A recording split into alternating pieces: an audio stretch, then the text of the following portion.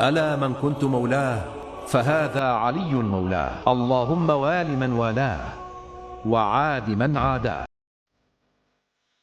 My very first thoughts when I heard about the tragedy of Karbala was just confusion. I didn't know much about what was going on or why all these ladies were crying and feeling extremely sad. And I went to the shrine of Sayyidah Zainab salam alayha and saw a lot of people in black and a lot of people crying, but I had no idea why they were crying. How can this be?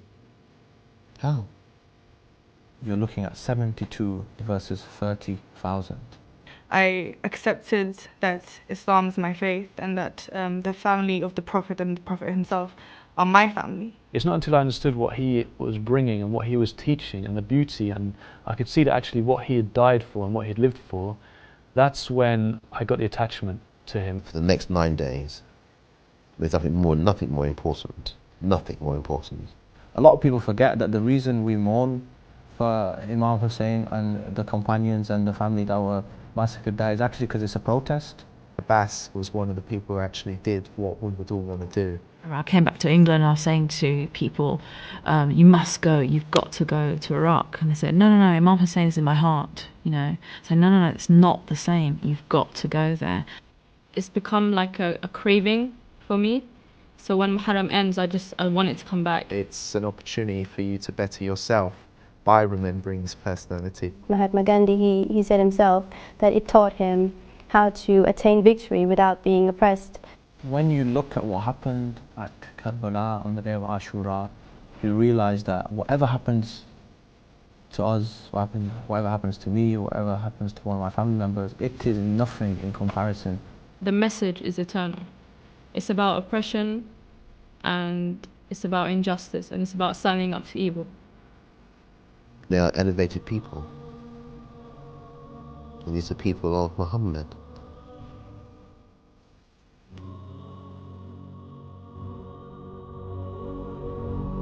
Karbala.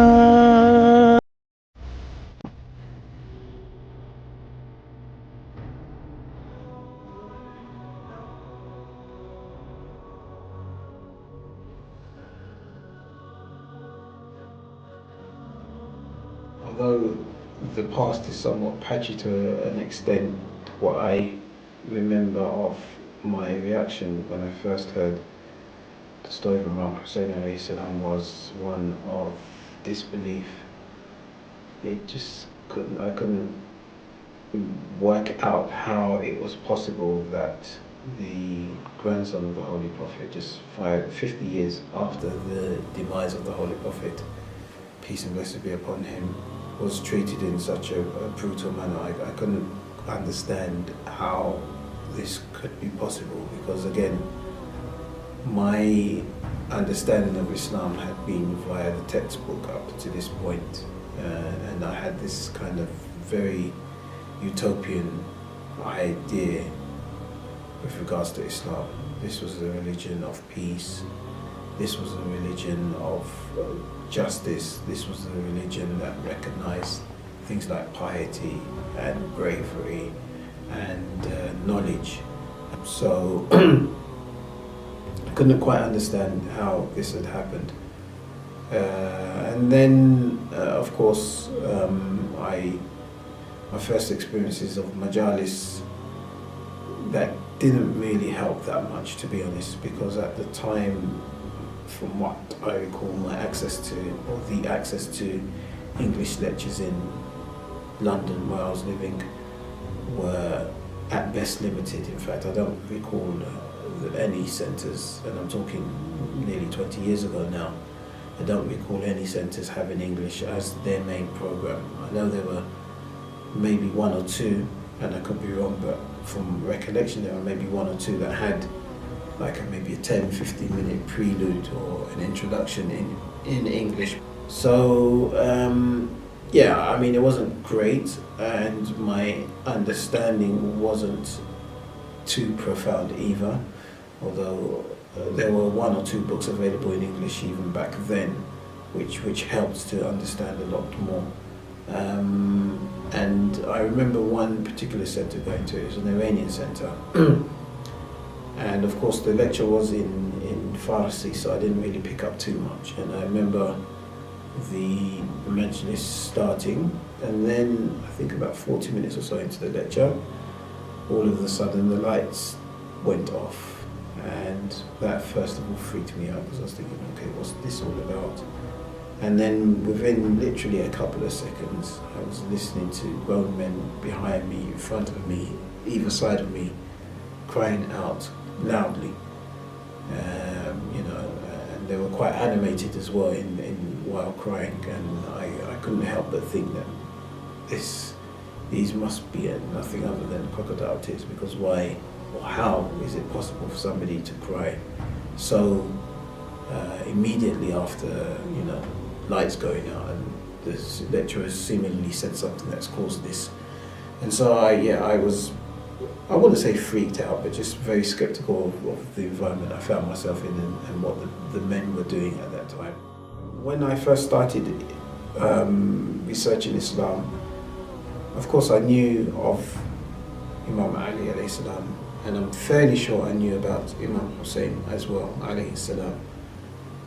I think the first time he came to mind or became apparent to me was around about maybe 1992, 1993, when I saw a documentary, and this documentary had, well, it showed what happened to the Arabs of the south of Iraq when they rose up against Saddam, and how, you know, the army, the Iraqi army at the time, went into the south and even went into some of the shrines, and if I remember correctly, one was the shrine of Imam Hussein, and shot a lot of people who were seeking refuge there.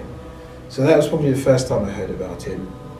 Didn't really pay too much attention to him or his message or his mission. My route into Islam and to Shia Islam was through Imam Ali alayhi salam. So even then, I don't think there was much attention or knowledge about him. Afterwards, because I realized that it was something that we did, I started going to the majalis. But even then, again, it's patchy, but even then I'm not sure I knew too much, and that's probably why I had the reaction that I did. But of course, this spurred me on to find out more about this particular event. So yes, I started to read a lot more, and in conjunction with reading a lot more, I was quite lucky in that I was around during that transition. Many of the centres, many of the different communities recognised that they needed to focus on English a lot more. So in conjunction with my studies, personal studies, I was also finding out more with the majalis that I was attending, and not just finding out more about Imam Hussein alayhi salam and what happened to him, but understanding that in the context of why it is so important today. I think that was something that I valued a lot, the importance of that message, or that movement, that mission, nearly 1400 years ago, sorry, over 1400 years ago, but understanding why that was still relevant today. There was a year, and again it would have been very early on, maybe second or third year, maybe even first year, no, probably second or third year, I can't say for sure, after becoming a Muslim, where I remember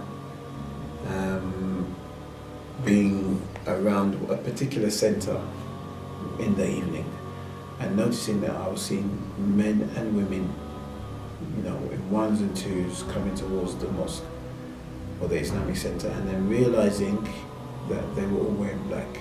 And then it suddenly dawned on me, we're actually in Muharram time. Now, even till today, it bugs me, because I asked myself the question, how was it possible that we came to that particular time of year and I wasn't aware of the fact that it was Muharram time? And the only conclusion I can come to was that more than likely I was probably somewhat disengaged. Not you know, not disinterested in the message of Imam Hussein, just not being in tune with the Islamic dates. I don't know what it was, but I don't think it was because of the fact that the opportunities for English speakers or the venues, limited number of venues that I could go to hear an English lecture. I just think it was one of those things that some reverts go through at some point in their Islamic life, normally in the initial stages where they have this kind of there's this kind of marginalization, whether that's self-imposed or whether that's just cultural. And obviously it takes time to kind of get over that, and some may not be able to relate to this because of course in this day and age a lot of the different cultures, the Shi'i cultures are more intermingled, especially during this particular time of year. And probably that was a wake-up call for me. Probably that was the one occasion where, as I say, I just didn't realise, maybe I just didn't realise it was the beginning of Muharram. But ever since, of course, it's been observed, and it's almost like a time that you eagerly await every year. Over the years, as English became more and more prevalent, would be that I would literally take the first 5 or 6 nights to go to different centres in different parts of London, all within the M25. But you know, of course, travelling wasn't so much of a hindrance. I didn't really care where, but I would go and try and find somewhere where I felt comfortable on a number of different levels. The 3 main factors would be the quality of the lecture itself, because of course this is a time of year where the lecturers use this opportunity to impart Islamic knowledge on the masses. The quality of the eulogy, the actual retelling of the story of Imam Hussein, because that became very, very important for me. And then even the quality of the Ma'atam or Latmiya, whatever you want to call it, which would take place after the lecture. Basically, these 3 things would help me determine how beneficial or where the most beneficial lecturers would be for me, and that would pretty much determine for the last 4 or 5 nights where I would go. I think I would propose that a lot of reverts kind of go through certain stages when they become Muslim, become a follower of the Ahlul Bayt. They go through a number of stages where at first the crying for Imam Hussein or hearing the eulogy of the events of Karbala and causing them to come to tears doesn't happen straight away. It may happen in some cases, but for many it doesn't happen straight away. It's a process, and I don't know if it's because of a hardened heart. I don't know whether it's because of the type of society in which we've grown up in, where we, at least the men, have been taught that, you know, it's unmanly, it's feminine to cry, and therefore we should not show our emotions. It's seen as a sign of weakness. And of course, I think that's something that I went through. So from being skeptical about and cynical as to why people were crying when I first experienced this, to me going to the lectures and not necessarily crying, again, to an extent that may have been because of the language barrier, to maybe understanding the story because I'd read it in textbooks, to maybe feeling some sort of remorse but not being able to shed tears, and you may at times feel guilty for not being able to shed tears. Till I remember once, and I can't remember if it was the first time I ever cried after listening to the story of Karbala, but I happened to be in a centre here in London, and I think there was about a 10 to 15 minute English historical background to the event of Karbala. Then there was a Urdu speaker that got on the minbar. I don't know, I can't remember if it was from Pakistan or India, but he was an Urdu speaker. But what was quite touching was the fact that one of the brothers at that particular mosque, a friend of mine then, and inshallah even till today, he probably doesn't remember this actually, but it was almost like a gift, an unspeakable gift, a priceless gift that he gave me. He decided to sit next to me and he decided to translate the lecture. And at the time I was thinking to myself, poor guy, he's translating, he's not listening to the lecture properly, he's going to miss out. he's probably not even translating properly. You know, and I probably dipped in and out of what he was saying, but he persevered, and for what I can recall, for the whole duration of the lecture, he translated pretty much everything. And when it got to the Masa'ib part, the eulogy, of course he continued to translate. And all I can remember is not just crying, but literally emotionally falling to bits. I mean, even after the recount of what happened, and it wasn't on the 10th day from what I recall, it was just one of the particular days. I can't remember exactly what was said, but he said enough that, as I said, I literally broke down to bits. And even when people got up to take part in the marathon, the Natmiya, I still couldn't get myself off the floor. And that was an experience that I will never ever forget for as long as I live. And then after that, of course, the tears become easier, if you like, more natural to cry. You know, you weren't so concerned about what others are thinking when you're crying. But then I think I got to a point where I felt like I was actually almost chasing the tears. What do I mean by this? I think I kind of went to Majlis just so that I could cry, which maybe isn't a bad thing, but I just felt that, you know, I just felt that it was about not necessarily chasing the tears as such. It was about going to the lecture and allowing those tears to flow spontaneously, not necessarily me going with a packet of Kleenex in my pocket and, you know, waiting to, okay, his voice is changing now, right, let's get ready to cry. It kind of became a bit too ritual for me in a sense. I don't know if that's the right way of thinking about things, but for me it just became a thing of, look, no, this is, you know what I'm saying, of course it is a tragic story, and whenever you hear it, one is moved to tears, but, you know, going to a majlis, to a lecture specifically to cry was something that I consciously decided I was not going to do. When the tears came, I would cry, and if they didn't come, which of course is rare, but, you know, if the tears don't come, then, you know, you shouldn't, or I shouldn't necessarily feel guilty for that. There are a number of individuals that I take inspiration from, other than, of course, Abu Abdullah al-Hussein alayhi salatu wasalam. And they tend to be, because of the fact that they, being companions of the Imam, were not ma'asum, they were not infallible. And I take these companions to be role models because it shows me that I really don't have any excuse. Now, of course, trying to reach to their level of loyalty and sacrifice that they did is maybe a bar too high, but the point is they reached it and they were not infallible, and therefore I take inspiration from their lives.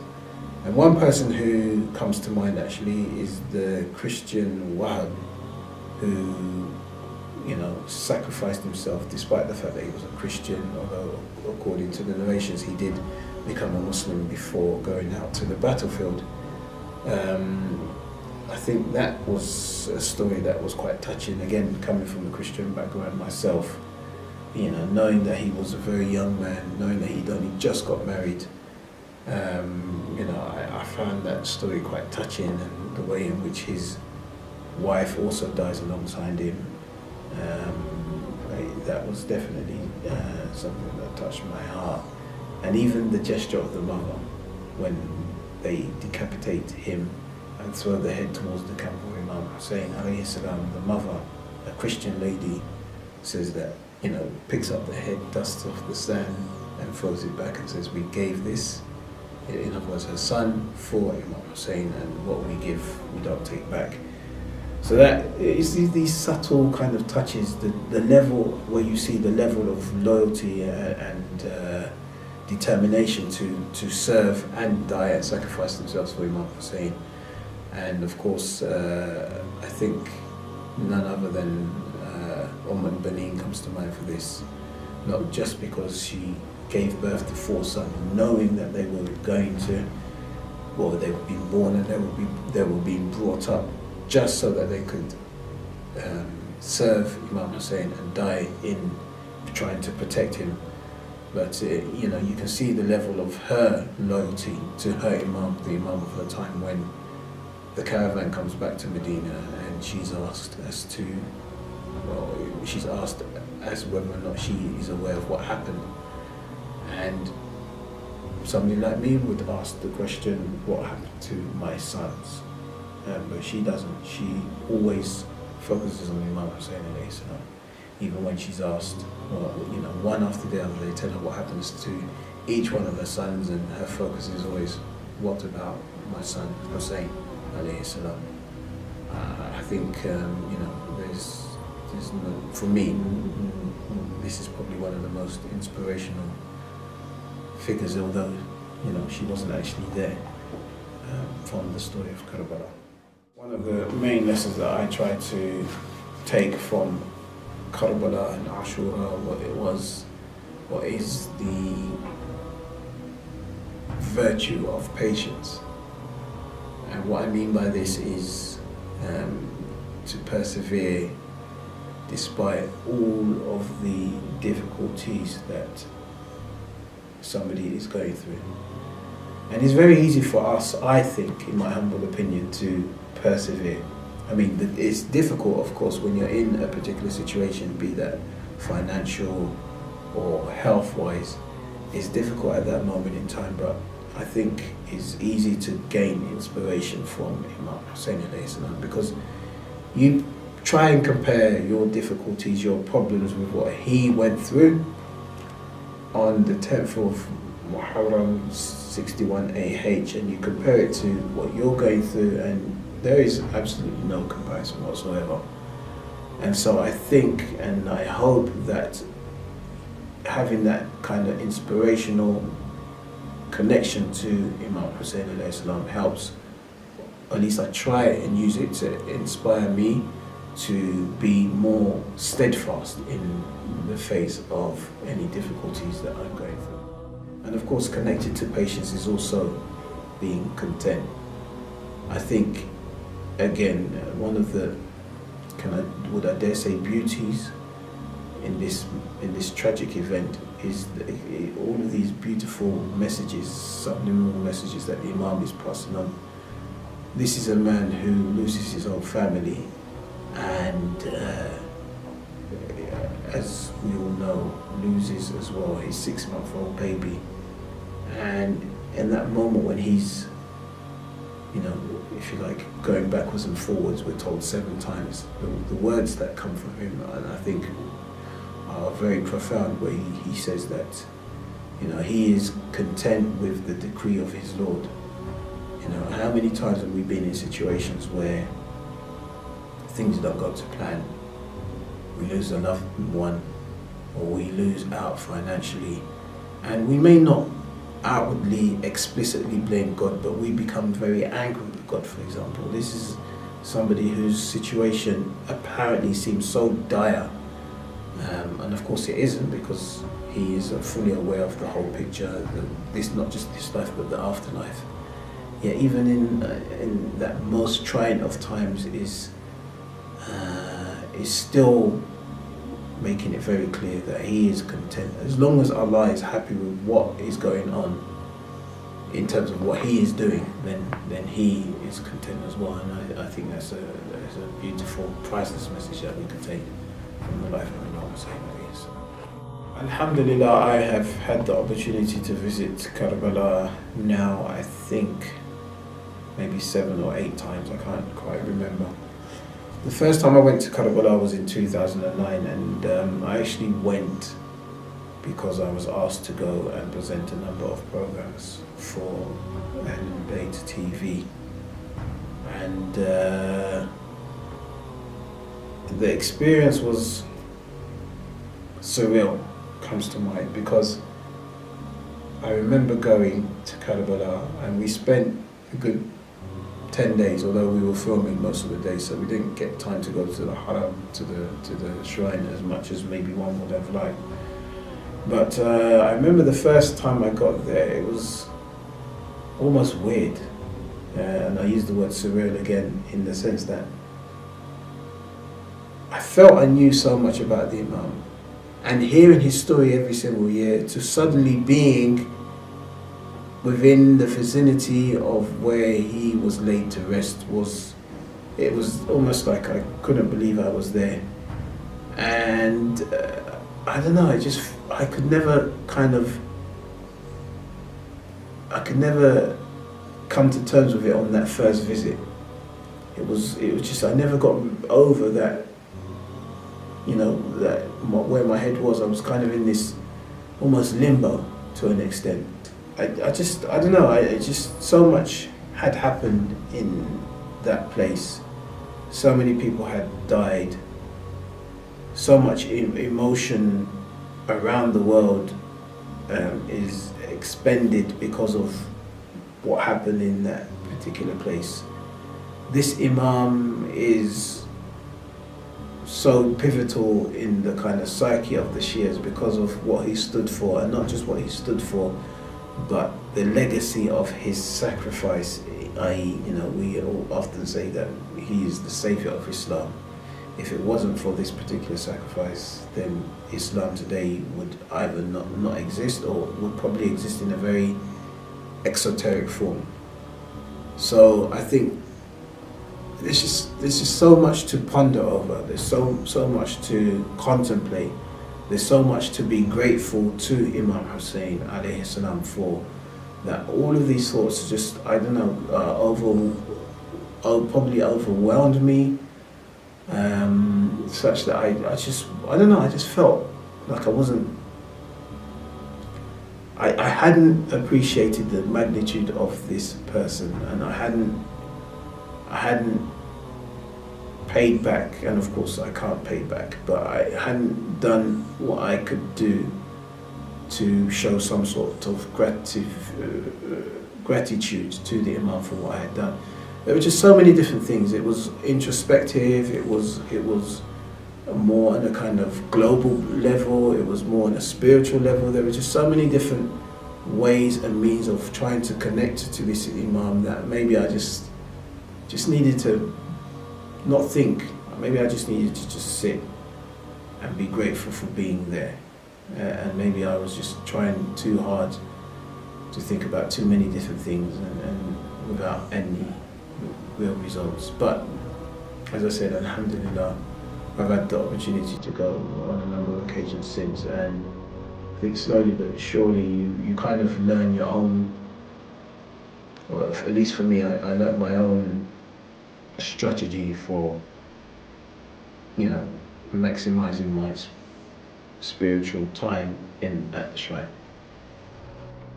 Humbly speaking, I think just being aware of the events is not enough.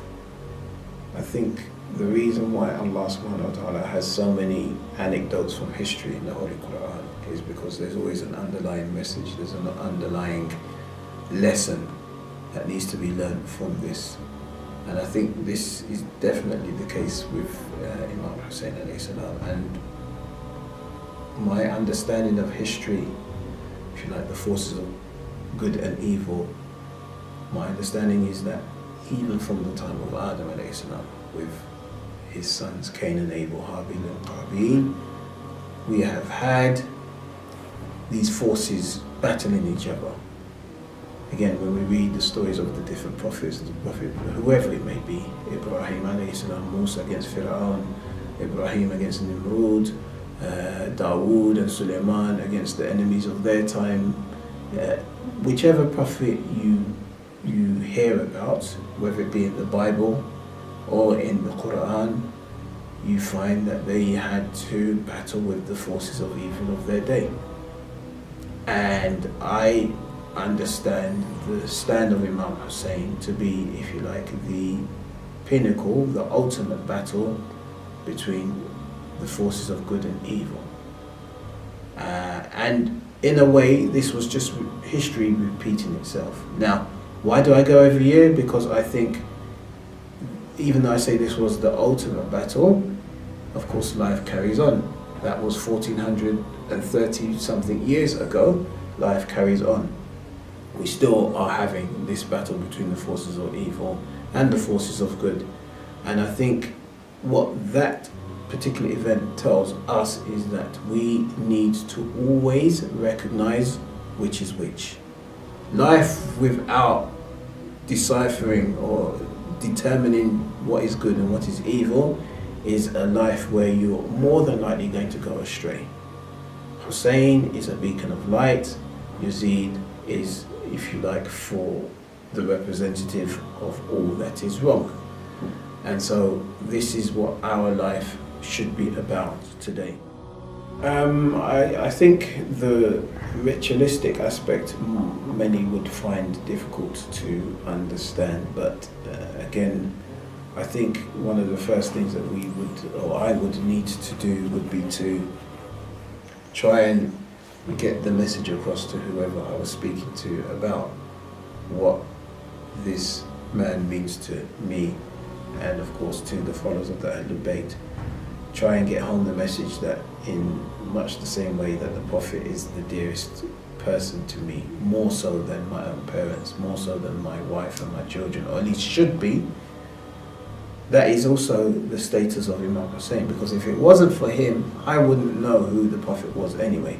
Or if I knew him, I would understand him in a very misconceived way, because of course, as I said, he was the one that safeguarded the religion. So I would say that my commemorating, my crying for him is much like the example we always use, is like a family member. But as I mentioned, he's far greater than a family member. So, okay, if my father dies, let's say today, I would cry for him, let's say. Yet for Imam Hussein, I'm crying every single year, because Imam Hussein is not dead in the sense that his message, his fight, his stand, his goals, his virtues are forever alive. And so whenever I'm reminded of him, because of hopefully a connection to him, naturally I would cry. For me, it's like I feel truly privileged that I have had the opportunity. And remember, I wasn't born a Muslim. But I feel so privileged that I've understood Islam through the lens of Imam Hussein alayhi salam, and of course by default his father, Amir al-Mu'mineen Ali ibn Abi Talib alayhi salatu wasalam. I feel so indebted to them that I'm embarrassed that I do not hold on to this religion in a way and in a manner that I should, you know, in terms of the way that I maybe observe my acts of worship. You know, I don't give it the respect that I should. I don't give Allah subhanahu wa ta'ala the respect that I should. But, you know, there's always this gratitude that I have for them. And I think it spurs me to, again, you can never pay them for what they've done, but it spurs me to want to do what little I can do. You know, back in the day, you know, we used to have this idea that the only way you can serve, and I'm talking 15, 20 years ago, maybe that was just me, but you know, we used to think of serving, the only traditional way that we could think of serving was if you could get up onto a minbar and give a really rousing lecture and everyone would be moved. Yet, alhamdulillah, we've seen that, no, there are many other ways we can serve, by running campaigns, holding conferences, taking part in TV channels, writing books, articles, going out just to spread the message in a very innovative way. And so my last message would be to anybody watching is we owe a lot to the Imams, of course the Prophet and the Imams, and particularly Imam Hussein. And I am strongly of the opinion that we all need to do something, even something little, just to show the Imam that we are truly grateful for him giving up everything that he had for the religion of Islam.